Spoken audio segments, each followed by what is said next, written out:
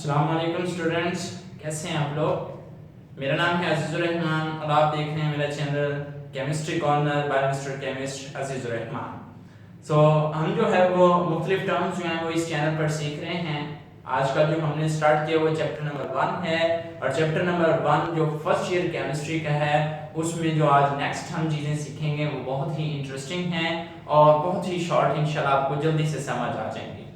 अच्छा, इससे पहले कि हम जो है वो अपने टॉपिक्स की जाने बढ़ें, आपको मैं बताऊंगा कौन से टॉपिक्स हैं। तो अगर आपने चैनल हमारा सब्सक्राइब नहीं किया तो चैनल को सब्सक्राइब कर लें। इंशाल्लाह आपको जो है वो डेली बेसिस पे जो जितनी भी अपडेट्स हैं वो मिलती रहेंगी। मॉलिक्यूलर आयन आज का जो हमारा टॉपिक है, रिलेटिव एटॉमिक मास भी है, आइसोटोप्स भी है, रिलेटिव अबंडेंस ऑफ आइसोटोप्स भी है।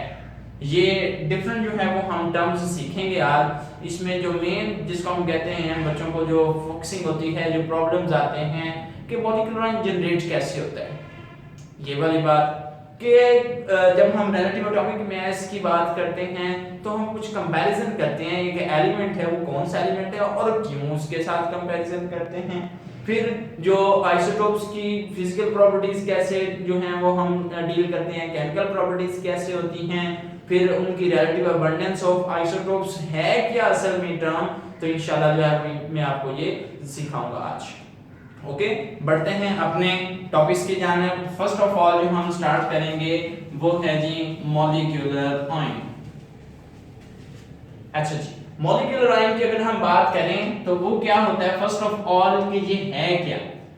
जब भी मॉलिक्यूल इलेक्ट्रॉन लॉस करेगा या गेन करेगा, ओके जी। जैसे हमने आयन की बात की थी कि जब कोई एटम इलेक्ट्रॉन लॉस करता है तब भी आयन बनता है, जब कोई एटम इलेक्ट्रॉन गेन करता है तब भी आयन की फॉर्मेशन जो है वो होती है। और यहाँ पे हम बात कर रहे हैं मॉलिक्यूल की, मॉलिक्यूलर आयन की बात कर रहे हैं। तो अब यहाँ पे हम ये कहेंगे कि मॉलिक्यूल अगर इलेक्ट्रॉन लॉस करे तब भी जो है वो आयन बनेगा और जब मॉलिक्यूल इलेक्ट्रॉन गेन करेगा तब भी जो है वो आयन बनेगा। उसका नाम हम रखेंगे मॉलिक्यूलर जो आयन है वो रखेंगे हम। फॉर एग्जांपल हम इसमें एग्जांपल्स डिफरेंट कोट करते हैं कि CH4 positive, N2 positive, CO positive वगैरह, ये डिफरेंट एग्जांपल्स हैं, ठीक है। अब नेक्स्ट जो क्वेश्चन आता है कि हाउ इट इज जनरेटेड, इसको पैदा कैसे किया जाता है, कैसे जो है वो इसकी फॉर्मेशन होती है। तो इसकी डिफरेंट कैटेगरीज हैं जिनसे हम इसको जो है वो प्रोड्यूस कर सकते हैं। इसको हम कह सकते हैं अल्फा पार्टिकल्स से, फिर जो है वो हाई एनर्जी इलेक्ट्रॉन बीम से, एक्स रेज से। ये डिफरेंट जो हैं वो टर्मिनोलॉजीज जो हैं वो मौजूद हैं जिनकी मदद से हम जो है वो ये मॉलिक्यूलर आयन जो है वो जनरेट कर सकते हैं। अब जनरेट जब हम उसको कर रहे हैं वो प्रोसेस कैसा है, किस तरह से जनरेट करते हैं, आइए मैं आपको उसकी एग्जांपल देता हूं, इंशाल्लाह जो है वो आपको समझ आ जाएगी। मिसाल के तौर पर हम मीथेन की ही बात करते हैं। मीथेन में कार्बन के साथ ये 4 हाइड्रोजन एटम्स जो हैं वो अटैच हैं। अब यहां से हम बात करें कि जब हाई एनर्जेटिक बीम जो है वो इलेक्ट्रॉन्स की है, वो अल्फा पार्टिकल हैं या एक्स रेज हैं, जब वो यहाँ पे इसके ऊपर हम फॉल करवाएंगे, हम जानते हैं कि हर बॉन्ड में 2 इलेक्ट्रॉन हैं, ओके, हर बॉन्ड में 2 इलेक्ट्रॉन मौजूद हैं। अब जैसे ही ये हाई एनर्जेटिक वाली जो बीम है हम इसके ऊपर फॉल करवाएंगे तो क्या होगा, ये सारे इस केस में सारे के सारे बॉन्ड बराबर हैं। अब किसी एक जगह से क्या होगा, हम कहते हैं कि यहाँ पे स्ट्रॉ किया तो यहाँ से ना एक इलेक्ट्रॉन निकल जाता है। तो ये चीज बनती कैसे है, फिर ये चीज ऐसे बन जाती है। मिसाल ये एक H, दूसरा, तीसरा, यहां पर एक इलेक्ट्रॉन निकल गया है, पॉजिटिव आ गया है और ये बन गया है 1 इलेक्ट्रॉन बॉन्ड, ये वाला। यानी कि इस बॉन्ड में 2 इलेक्ट्रॉन थे ना, तो एक इलेक्ट्रॉन जैसे निकलेगा तो चार्ज कौन सा आता है, पॉजिटिव चार्ज की फॉर्मेशन होती है। तो वो जो बॉन्ड बनेगा वो उसका हम कहेंगे 1 इलेक्ट्रॉन बॉन्ड जो है वो बनेगा, और इसको फिर हम लिखते कैसे हैं, CH4 पॉजिटिव। जाहिर तौर पर हमें लगता है कि कार्बन ने 4 बॉन्ड भी बनाए हैं, उसके ऊपर पॉजिटिव चार्ज भी है, वो इस तरह से होता है मॉलिक्यूलर ऑयन, इस तरह से हम उसको जनरेट कर सकते हैं। ओके, अच्छा जी, अब नेक्स्ट जो हम बात डिस्कस करेंगे कि क्या इसकी क्लासिफिकेशन भी हम कर सकते हैं। The answer is yes. Understand, हम इसको क्लासिफाई कैसे करेंगे, इसकी लॉस और गेन की बिना पर, यानी कि ये हमारे पास पहली इसकी कैटेगरी कैटायनिक मॉलिक्यूलर आयन भी होता है, और जो दूसरी कैटेगरी है वो एनायनिक मॉलिक्यूलर आयन भी होता है। ओके, अच्छा जी, कैटायनिक मॉलिक्यूलर आयन की अगर हम बात करें तो क्या होता है, जब मॉलिक्यूल इलेक्ट्रॉन लॉस करेगा यहाँ पे इस कैटेगरी, और एनायनिक इलेक्ट्रॉन जब वो गेन करेगा तो एनायनिक मॉलिक्यूलर आयन बनेगा। ओके हो गया। अब अगर हम बात करें कि एग्जिस्ट कौन सा ज्यादा करता है, तो वो ये कैटायनिक मॉलिक्यूलर आयन जो है वो अबंडेंट है, इसकी कसरत है पाई जाती नेचर में, और ये लेस अबंडेंट है। This is the more abundant, less abundant. अब इसकी वजह क्या है, उसकी मेन रीजन ये वाली है कि मोस्टली केसेस में जब भी हम मॉलिक्यूलर आयन जनरेट करना चाहते हैं, जब हम उसके ऊपर इलेक्ट्रॉन बीम फॉल करवाने, अल्फा पार्टिकल्स कर रहे हैं, एक्स रेज उसके ऊपर फॉल करवाने, वो कैलकुलेटेड होती है, और जब कैलकुलेटेड जो है वो उसकी क्वांटिटी उसके ऊपर फॉल करवाई जाएगी, तो हमेशा इलेक्ट्रॉन जो है वो लॉस ही होता है, गेन नहीं होता। और कुछ केसेस ऐसे होते हैं जिनमें थोड़ा सा मसला आ जाता है और एनर्जी मैच नहीं कर पाती, जिस वजह से इलेक्ट्रॉन निकलता नहीं, वो जो हम भेज रहे हैं वो इलेक्ट्रॉन वहीं पे रह जाता है, जिस वजह से एनायनिक बनता है। ओके जी, तो ये दोनों ही एग्जिस्ट करते हैं, कैटायनिक मॉलिक्यूलर आयन भी, एनायनिक भी, लेकिन जो ज्यादातर एग्जिस्ट करते हैं वो कैटायनिक मॉलिक्यूलर आयन जो है वो होते हैं। ओके ओके, यहाँ से जो क्वेश्चन बन जाता है कि मॉलिक्यूलर आयन क्या है और जनरेट कैसे करते हैं। मैंने आपको जनरेशन भी सिखा दी और मॉलिक्यूलर आयन भी क्या होता है वो सिखा। फिर एमसीक्यूज बन जाता है कि कौन सा अबंडेंट है, कैटायनिक वाला या एनायनिक वाला। ओके, तो हम क्या कह रहे हैं, कैटायनिक वाला। क्यों?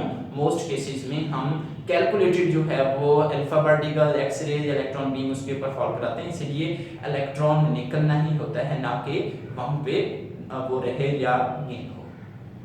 अच्छा, नेक्स्ट टर्म हमने सीखनी है वो है जी रिलेटिव एटॉमिक मास की टर्म हम सीखेंगे।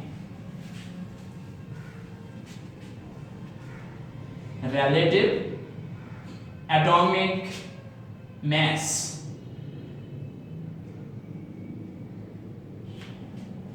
जैसे हम अपने रिलेटिव्स की बात करते हैं ना, रिश्तेदार, क्यों, हमारा उनके साथ ताल्लुक है, रिलेशन।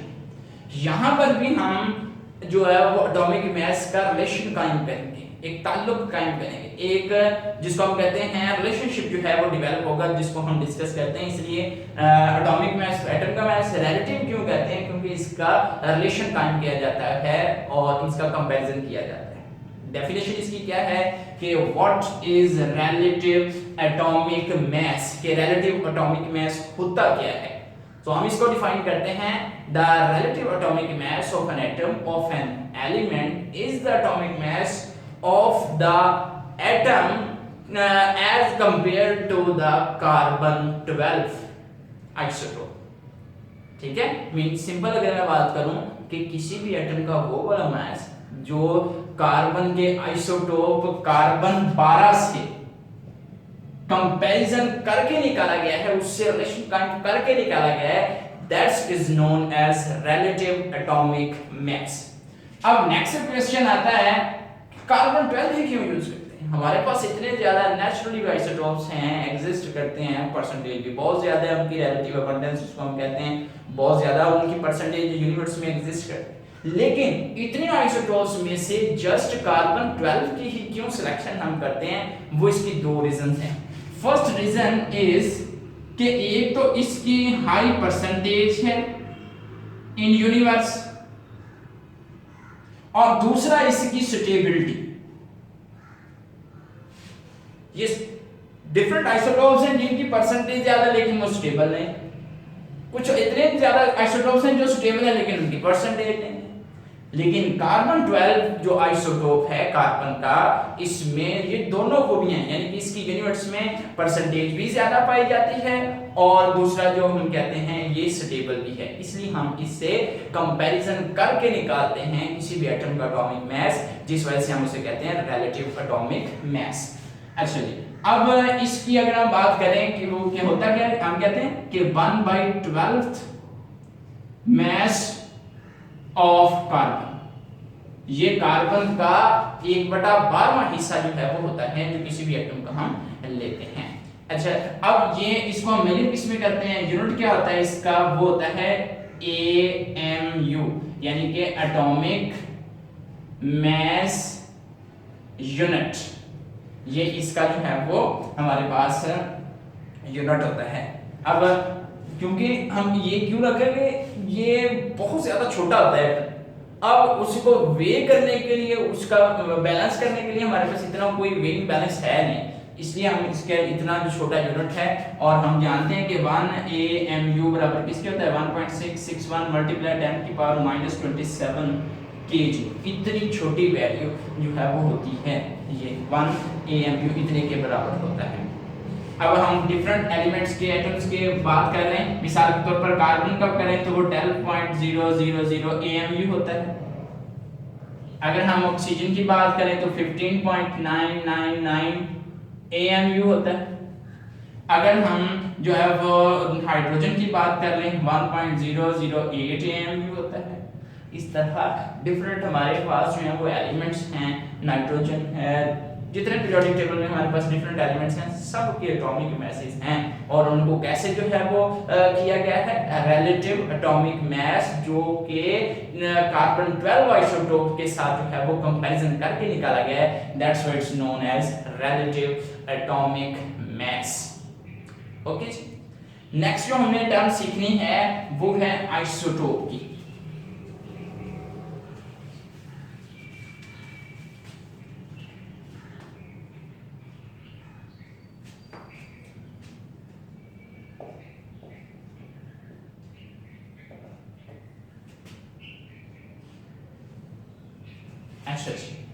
आइसोटोप की बात करें, फर्स्ट ऑफ ऑल के आइसोटोप्स होते क्या हैं, व्हाट आर आइसोटोप्स, आइसोटोप्स क्या हैं। हम कहते हैं isotopes are the atoms of an element having different atomic masses but same atomic numbers. ठीक है, क्या होते हैं, same atomic numbers but different atomic masses या mass numbers, उनको हम बोलते हैं कि ये आइसोटोप्स कहलाते हैं। अब इसकी हम बात करें कि ये फिनोमेना फर्स्ट ऑफ ऑल दिया किसने था, ऐसा काम इजाद किसने किया था, तो ये आइसोटोप्स का जो फिनोमेना है ये साइंटिस्ट है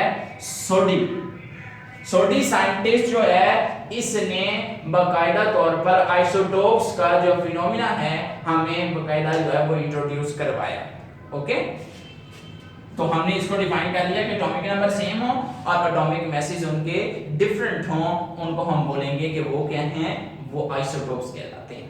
एक और तरीके से भी हम डेफिनेशन इसकी कर लेते हैं कि same electron and proton but different number of neutrons। okay, ये दूसरे तरीके से भी हम define, the isotopes are the atom of an element having same electron proton but different number of neutrons। उनको हम इस तरह भी कह लेते हैं, या इनको सिंपली भी हम अगर डिफाइन करें तो वो इस तरह भी कर सकते हैं कि सिंपल कहते हैं कि having different number of neutrons. ये तीसरा क्राइटेरिया है, अगर हम डिफरेंट नंबर ऑफ न्यूट्रॉन्स कह रहे हैं तो इसका मतलब जो बाकी इसमें चीजें वो सेम है, यानी कि इलेक्ट्रॉन और प्रोटॉन जो फंडामेंटल पार्टिकल्स हैं तो हम क्या कहेंगे, एटॉमिक नंबर सेम है, एटॉमिक मैसेज मुख्तलिफ हैं, या इलेक्ट्रॉन प्रोटॉन सेम है, न्यूट्रॉन मुख्तलिफ हैं, या सिंपल कहते हैं नंबर ऑफ न्यूट्रॉन्स जो हैं वो मुख्तलिफ हों। These types of atoms are called isotopes, उनको हम आइसोटोप्स कहते हैं। अच्छा जी, अब आइसोटोप्स में डिफरेंट जो हैं वो एग्जांपल्स भी आती हैं, क्लासिफिकेशन भी आती हैं, हम उनको जो है वो डिस्कस करते हैं। मिसाल के तौर पर हम कहते हैं कि कार्बन के 3 आइसोटोप हैं, हाइड्रोजन के भी 3 आइसोटोप्स हैं, फिर हम कहते हैं ऑक्सीजन के भी 3 हैं, फिर हमारे पास उसकी बात करें निकल की वो 5 है, फिर कैल्शियम की 6 हैं, पैलेडियम की उसके भी 6 हैं, कैडमियम के 9 हैं, टिन के 11 आइसोटोप्स हैं। ये डिफरेंट एग्जांपल्स हैं। कार्बन के 3 हैं, हाइड्रोजन के 3 हैं, ऑक्सीजन के 3 हैं, निकल के 5 हैं, कैल्शियम के 6 हैं, पैलेडियम के 6 हैं, कैडमियम के 9 हैं और टिन के 11 आइसोटोप्स हैं। ओके जी, ये डिफरेंट एग्जांपल्स हैं। मिसाल के तौर पर अब हम बात करें कि कार्बन के जो 3 आइसोटोप्स हैं वो कौन कौन से हैं, तो उनमें एक आ जाता है कार्बन 12, एक आ जाता है कार्बन 13, एक आ जाता है कार्बन 14। हाइड्रोजन के जो 3 आइसोटोप्स हैं उसमें कौन सा होता है, हमारे पास 1H1, 1H2 एंड 1H3, या इसको हाइड्रोजन 1, हाइड्रोजन 2, हाइड्रोजन 3 उस तरह लिखना है तो ऐसे भी लिख सकते हैं। हाइड्रोजन के ये 3 हैं, प्रोटियम, ड्यूट्रियम और ट्रिटियम, ये 3 हैं। ऑक्सीजन के आइसोटोप्स की बात करें तो वो भी 3 हैं, ऑक्सीजन 8O16, 8O17, 8O18, ये 3 आइसोटोप्स हैं। इस तरह डिफरेंट एलिमेंट्स के जितने मैंने लिखे इस तरह उनके एग्जिस्ट करते हैं, आप उनको राइट कर सकते हैं। इंशाल्लाह आपको इजीली जो है इसकी अंडरस्टैंडिंग जो है वो हो जाएगी। अब जो नेक्स्ट क्वेश्चन अराइज होता है कि इनकी केमिकल प्रॉपर्टीज को हम कैसे डिस्कस करते हैं, इनकी फिजिकल प्रॉपर्टीज को हम कैसे जो है वो मैनेज करते हैं। अगर हम बात करें इनकी केमिकल प्रॉपर्टीज की, isotopes have same chemical properties, have same chemical properties। अब इसकी वजह क्या है, देखें किसी भी जो है वो हम बात करें आइसोटोप्स की केमिकल प्रॉपर्टीज की, that depends upon the number of electrons. Okay, number of electrons के ऊपर वो डिपेंड करते हैं। और हम जानते हैं कि कोई भी एटम का आइसोटोप्स जितने वो 3 है 4 है, सब में नंबर ऑफ इलेक्ट्रॉन सेम होते हैं।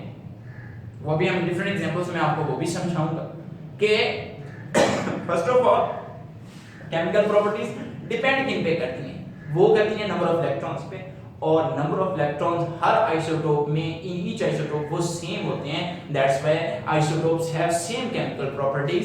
मिसाल के तौर पर कार्बन 12, कार्बन 13 और कार्बन 14। अब इनमें हम इलेक्ट्रॉन, प्रोटॉन और न्यूट्रॉन की आपको रेशियो में बताता हूं। देखेंगे इसमें भी 6 इलेक्ट्रॉन, इसमें भी 6, इसमें भी 6, प्रोटॉन इसमें भी 6, इसमें भी 6, इसमें भी 6, न्यूट्रॉन इसमें 6, इसमें 7 और इसमें 8। ओके, देखिए नंबर ऑफ न्यूट्रॉन्स जो है वो डिफरेंट है, ये हमारी definition. Number of electron proton same है, ये वाली डेफिनेशन। एटॉमिक नंबर सेम हैं तो वो हम इसे जज कर सकते हैं कि नंबर ऑफ प्रोटॉन देखें सेम, तो एटॉमिक नंबर सेम है। 6 और 6 12, इसका एटॉमिक मास 12, इसका 13, इसका 14, डिफरेंट एटॉमिक मास है। तो यहां से जो हमारा मेन पर्पस है कि केमिकल प्रॉपर्टी सेम है, क्योंकि number of electrons her isotope में सेम हैं, इसलिए केमिकल प्रॉपर्टीज किसी भी आइसोटोप्स की जो हैं वो बाकियों के लिहाज से या सारे आइसोटोप्स की आपस में केमिकल प्रॉपर्टीज सेम होती हैं। फिर बात यहां से नेक्स्ट क्वेश्चन अराइज होता है कि फिजिकल प्रॉपर्टीज, तो आंसर हम देते हैं कि isotopes have different physical properties, different physical properties. Isotopes की जो प्रॉपर्टीज फिजिकल होती हैं वो डिफरेंट होती हैं। अब यहाँ से फिर क्वेश्चन आएगा कि वो कैसे, physical properties depends upon the number of neutrons, okay जी, number of neutrons and the number of neutrons in all the isotopes are different. तो अब ये और एग्जांपल डिस्कस कर लेते हैं। मिसाल के तौर पर ऑक्सीजन को डिस्कस कर लें, ऑक्सीजन 16, ऑक्सीजन 17 और ऑक्सीजन 18 आइसोटोप। तो इसमें अगर हम बात करें इलेक्ट्रॉन, प्रोटॉन और न्यूट्रॉन की, तो वो कुछ इस तरह से उनकी क्लासिफिकेशन होती है। इसमें 8 8 8 8 8 8 8 9 और 10। Look at this, electron proton same है लेकिन नंबर ऑफ न्यूट्रॉन्स डिफरेंट हैं और number of neutron her isotope के डिफरेंट हैं, तो इट मीन उनकी फिजिकल प्रॉपर्टीज जो हैं वो भी डिफरेंट होंगी। ओके, ये एग्जांपल ओवरऑल एग्जांपल में भी आप कोट कर सकते हैं। इसमें भी देखिए नंबर ऑफ न्यूट्रॉन 6 7 और 8 डिफरेंट है नंबर ऑफ न्यूट्रॉन, इसलिए हम कहते हैं due to the difference in the number of neutrons physical properties are different. Due to the same number of electron, the chemical properties are same for isotopes. Okay जी, ये है हमारा isotopes का topic जो हम अब नेक्स्ट इसकी हमने देखनी है relative abundance of isotopes. I hope you are understanding.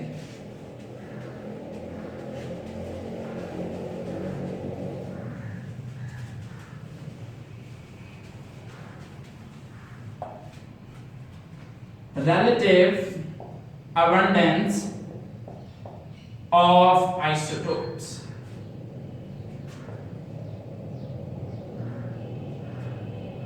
अच्छा, relative abundance of isotopes की अगर हम बात करें, यहां पर भी relative का हमने लफ्ज जो है वो इस्तेमाल कर लिया। अब ये हम जो लफ्ज इस्तेमाल कर रहे हैं ये भी वैसे ही रिलेशन कायम करना है, रिलेशनशिप डिस्कस करना है।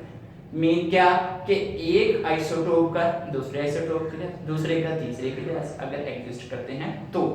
अच्छा, अब इसको हम डिफाइन कैसे करते हैं, इसमें मोस्टली स्टूडेंट्स जो है वो प्रॉब्लम फील करते हैं कि इसको डिफाइन कैसे करें। अबंडेंस जो है हम अपनी आम लैंग्वेज में देखें तो इसको हम कसरत, किसी चीज का ज्यादा, तो हम इसको डिफाइन करते हैं the percentage of each isotope with respect to the other isotopes of the same atom of an element which is present in the universe, which is present in the universe, जो कि कायनात में पाई जाती है। That's called relative abundance of isotopes. आप इसमें देखें कि हमने हर आइसोटोप को उसके दूसरे आइसोटोप से कंपैरिजन किया, रिलेशन कायम किया, उनका ताल्लुक बनाया। तो यही बात हम जो है वो सीख रहे हैं कि इन दिस केस हम क्या कहेंगे कि किसी एक आइसोटोप की परसेंटेज बाकी आइसोटोप्स के लिहाज से। अब ये नहीं कि किसी दूसरे एलिमेंट के एटम के आइसोटोप्स अपने नहीं, वही सेम एलिमेंट के एटम्स जो हैं उनके आइसोटोप्स को देखेंगे बाकी आइसोटोप्स की। मिसाल के तौर पर कार्बन के 3 हैं तो कार्बन 12 की परसेंटेज कार्बन 13 और 14 के लिहाज से। मिसाल के तौर पर कार्बन 12 होता है हमारे पास 98% तकरीबन, और जो कार्बन जो है वो 13 है वो तकरीबन होता है 2 पॉइंट समथिंग 90%, और कार्बन 14 जो है वो रेडियो एक्टिव है, वो अनस्टेबल होता है। अब यहाँ पे हम बात करें इसकी परसेंटेज इसके लिहाज, इसकी परसेंटेज दूसरे के लिहाज से, तो हम यहाँ से ये वैल्यूज जो हैं वो इनमें थोड़ा बहुत जो है जिसको हम कहते हैं चेंज आ जाता है। ये रटा लगाने वाली है, इसको अपने जो टेंशन नहीं लेनी। बुक के ऊपर एक पूरा टेबल बना हुआ है, वहाँ पे आप इसको इजीली जो है वो याद कर सकते हैं। ये इसमें कोई इतनी कॉन्सेप्ट की बात नहीं है, जस्ट याद करने वाली चीज है। तो यहाँ से हम जो कह रहे हैं इसकी परसेंटेज इसके लिहाज से जो यूनिवर्स में पाई जाती है वो उसकी क्या है, रिलेटिव अबंडेंस ऑफ आइसोटोप। ये नहीं लेना तो नियॉन को ले लो। देखें नियॉन के 3 आइसोटोप हैं, वो कौन से, नियॉन 20, नियॉन 21, नियॉन 22। ये 3 आइसोटोप्स उसके एग्जिस्ट करते हैं। हम इसकी बात करें तो ये होता है तकरीबन 92.92%, इसका होता है 0.267%, अब इसका होता है तकरीबन 8.8%, 82%। इसकी परसेंटेज इन दोनों के लिहाज से, इसकी परसेंटेज इन दोनों के लिहाज से, इसकी परसेंटेज इन दोनों के लिहाज, यानी कि एक एटम के एलिमेंट के जितने आइसोटोप्स हैं उनमें से किसी एक ही आइसोटोप एक आइसोटोप की परसेंटेज बाकी आइसोटोप्स की परसेंटेज के लिहाज से जो हमारे पास आएगी, that's known as relative abundance of isotopes. Okay, अच्छा जी, अब जो नेक्स्ट हम चीजें डिस्कस करने जा रहे हैं वो बहुत ही इंपॉर्टेंट भी हैं एमसीक्यूज पॉइंट ऑफ व्यू के लिहाज से, उसमें जो है आपने कंफ्यूज नहीं होना। अच्छा जी, हम कहते हैं कि नेचर में टोटल 280 आइसोटोप्स जो हैं वो एग्जिस्ट करते हैं, डिफरेंट, जो कुदरती तौर पर पाए जाते हैं। कितने? 280 आइसोटोप्स। इनमें से 40 जो है वो रेडियो एक्टिव है। रेडियो एक्टिव का मतलब क्या है? इनका एटॉमिक नंबर 82 से ज्यादा है और ऐसे जो है वो खुद ब खुद रेज एमिट करते हैं, वो अनस्टेबल होते हैं। 14 है। इनमें से 154 ऐसे हैं जिनके इवन एटॉमिक नंबर हैं और इवन ही एटॉमिक मैसेज हैं। ओके हो गया। अब 280 में से 154 और 40 ये गए, कितने हो गए? 194 हो गए और बाकी बचे सिर्फ कितने? 86 ऐसे हैं जिनके ऑड हैं एटॉमिक नंबर्स। ओके जी, 40 रेडियोएक्टिव, 154 ऐसे जिनके even atomic number atomic message हैं, 86 वो हैं जो इवन ऑड वाले हैं। अच्छा, अब यहां से जो नेक्स्ट हम बात जो है वो कहेंगे कि कौन सी फिर किसकी कसरत पाई जाती है, तो हम कहेंगे ऐसे आइसोटोप जिनके इवन एटॉमिक नंबर्स हैं, इवन एटॉमिक मैसेज हैं, या इसको हम दूसरे सेंस में कहते हैं कि जो एटॉमिक मैसेज 4 के मल्टीपल हैं वो भी क्या हैं? अबंडेंट हैं।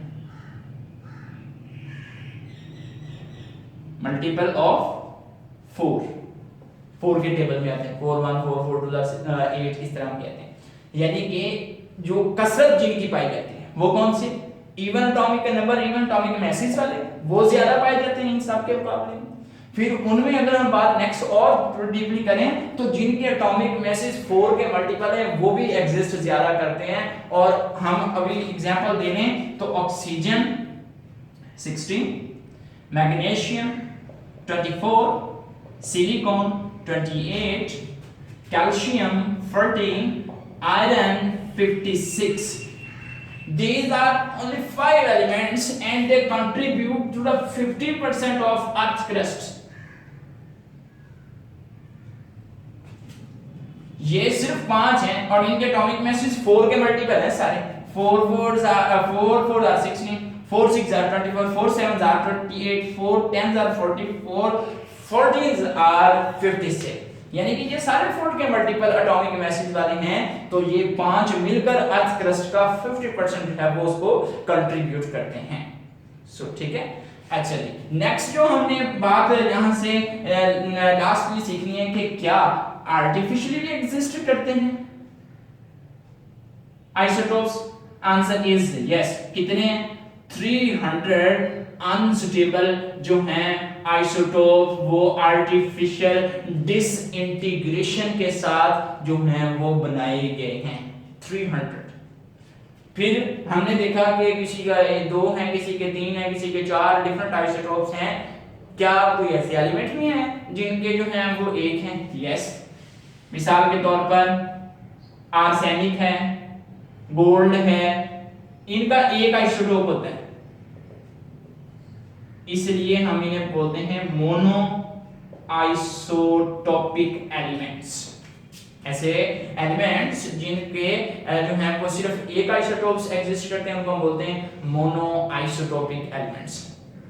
इंशाल्लाह मुझे उम्मीद है कि आपको ये लेक्चर की डिफरेंट टर्म्स जो मैंने आपको सिखाई इंशाल्लाह समझ आई होंगी। हाँ, अगर आपको कोई भी प्रॉब्लम है तो आपने मुझसे ज़रूर डिस्कस करना है। मेरा फेसबुक में जो आईडी है अजीज़ुर रहमान के नाम से, आप वहाँ पे जो है मुझसे कांटेक्ट कर लें। व्हाट्सएप का कांटेक्ट वीडियो के नीचे जो है दिया हुआ है, उसको आप मेरे से रब्ता कर सकते हैं, या मेरा जो channel chemistry corner by mister chemist Azizur Rahman, आप वहाँ पे मेरे से कमेंट करके जो है वो कोई भी क्वेश्चन आपको इससे रिलेटेड है तो आप मुझसे पूछ सकते हैं। हाँ, अगर वीडियो पसंद आ जाए तो लाइक करना ना भूलिएगा, और अगर आपने सब्सक्राइब तक नहीं किया तो चैनल को सब्सक्राइब कर लीजिएगा। इंशाल्लाह जो है वो आपको इससे डिफरेंट जो है वो इंटरेस्टिंग वेज में, जिस तरह मैं इजी से इजी वे में सिखाने की कोशिश करता हूँ केमिस्ट्री को, वो आपको इंशाल्लाह ज़रूर मिलती रहेगी अपडेट्स। जज़ाकल्लाह, अल्लाह हाफिज़, अस्सलाम वालेकुम।